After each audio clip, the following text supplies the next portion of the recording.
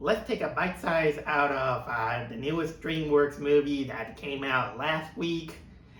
And unfortunately, just like the Indiana Jones movie, is also flopping at the box office. So much that it is considered one of DreamWorks' biggest flops in their box office history. So honestly, I was very curious to watch this movie, but some sort of circumstances they kind of hold me back until I finally watch it today. But I just watch it out of curiosity. Even though I am one of those, I'm one of those people that saw the trailer, and unfortunately, I'm one of those that, well, the marketing kind of sucked because the trailer basically show technically the whole movie, and it so no surprises here and there, and that kind of contributes to my opinion of what I think about this movie. How was this movie? And right in the get go, I will say that Ruby, what was it? Ruby Gillman and the Teenage Kraken is as average as you can get from for a DreamWorks movie. Yep, it was just average. It wasn't terrible. It wasn't bad. It wasn't exactly good either. It was just kind of like a mid tier. It was very mid tier DreamWorks animation. So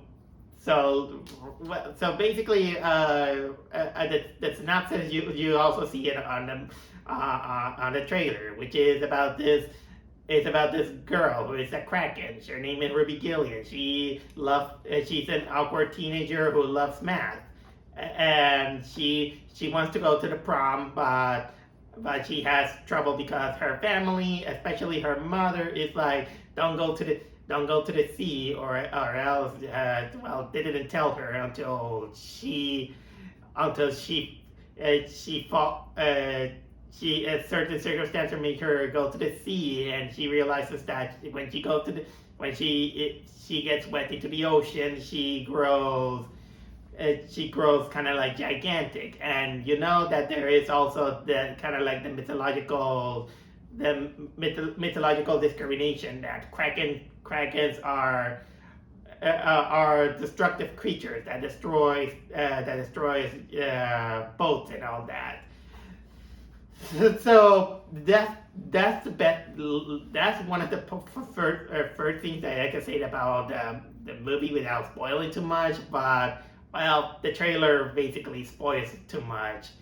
Other characters, it has kind of like, we got Jane Fonda as the grandmother of Ruby Gilliam, who she basically tells Ruby that she comes from royalty, and she's gonna become basically the princess of the Kraken Kingdom.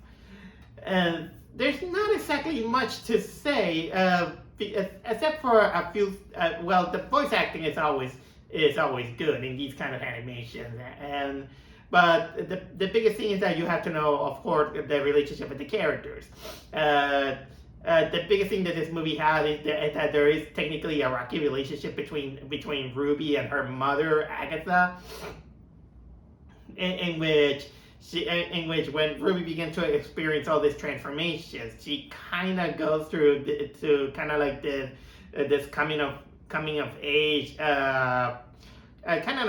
age stage in which she's like, why didn't you tell me everything? I tried, but I missed some things and all of that, which is kind of a little bit shitty, but also understandable about the mother, that she doesn't want it to reveal too much about her, her roots and all, and why she and the movie kind of shows why there's kind of like this tension between let's say the females of the Kraken family. It kind of has to do between rebellion, doesn't want to going back to the past and all that. And for the best of me, the best I can describe this movie kind of like they're kind of like an average version of My Life as a Teenage Robot, but with Kraken. Kraken. Again, in animation, animation wise, I will say that it is good. That it is good. I'll say it's all rubbery, elastic. All the kind of because of the character design choices. Sometimes you kind of make the people kind of look stupid in one way or another, because the Gillman family, they are blue and they have some fish-like features. But the biggest excuse when they encounter some humans is that, well, we're Canadian. And everyone buys it. It's almost it's kind of like the exact same like in Invader Sim, in which Sim is green but he say that he is a kid with some problems and everybody buys it. Except that in Invader Sim, we had Dib, who actually kind of points out the obvious, even though nobody believes him. But in this one, we don't have anyone who say that no, they're blue because they're Krakens. No, they don't have something. Kind of like the closest thing there is there's this ship captain who is on the hunt up for Krakens. Oh, and also there's the elephant in the room that the trailer really spoils is that we got the villain who is this mermaid named Chelsea. And then they say that, well, Chelsea is not like what you tell. Chelseas are narcissistic, manipulative, and they're dangerous creatures. And then she appears, and because of her red hair, it kind of feels like it is obvious that it is a DreamWorks parody of Ariel. Well, the original Ariel, not the one from the lane. Not from the late live action version that came out today, which honestly, at least I feel more appreciative to this movie, because I find this movie a little bit more enjoyable than the Little Mermaid remake. And what else I also want to appreciate also that in the animation that it kind of like all this glow stick neon and neon glow that they give out to the Krakens and most of the animation, and it is interesting. You can see that there is some creativity on the design department. Again, it's kind of sad that this animation is kind of like flopping in the box office, because not many people found it kind of like enjoyable. And again, I kind of blame it the marketing and a little bit. And again, the trailer basically kind of ruins a lot of the things, because when you see the trailer and then you see the story beats that go with the animation, it becomes very predictable and very basic. Even the world building is not exactly very good, because they kind of showcase that there is a world where Krakens live, but we don't see enough of this.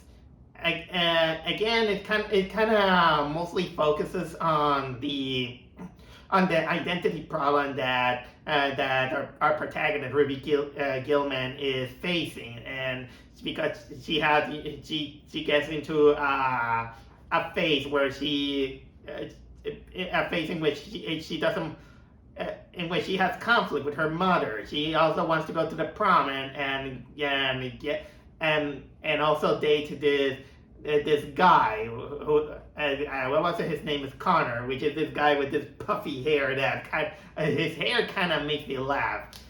Oh, and speaking of character designs, I really also enjoy her relationship with her friends, in which one of them, which is, I don't know if it's a man or a woman, but it's always playing kind of like a knockoff Nintendo Switch, and in my head, she kind of looks like Susie from Deltarune for some reason. That's a little bit of a small nitpick that I give. But if there's another nitpick that I have with the movie, is that the editing is a little bit choppy, because there are some moments in which kind of feels like they just do it out to, to stretch out the movie and give the other members of the family something to do, because mostly the core parts of the movie is mostly the females, because there's an explanation that the females are the only ones who can transform very, very big, and especially when they belong to royalty. And of course,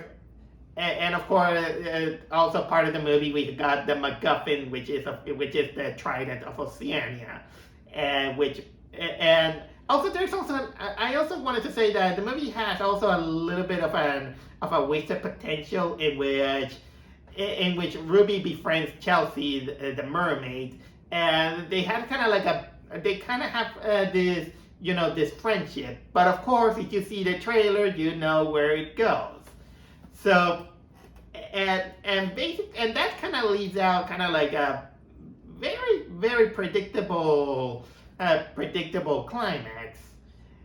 And that's pretty much all I have to say about Ruby Gillman Teenage Kraken. It's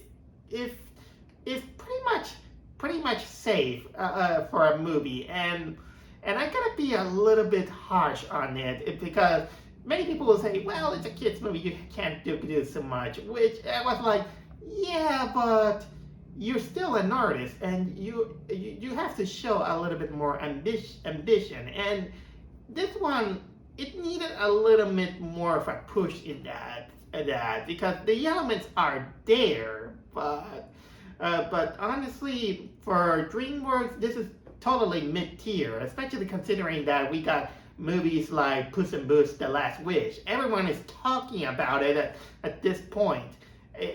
But this one, well, I'm just sad that it's sinking in the box office when it could be done a lot much more better.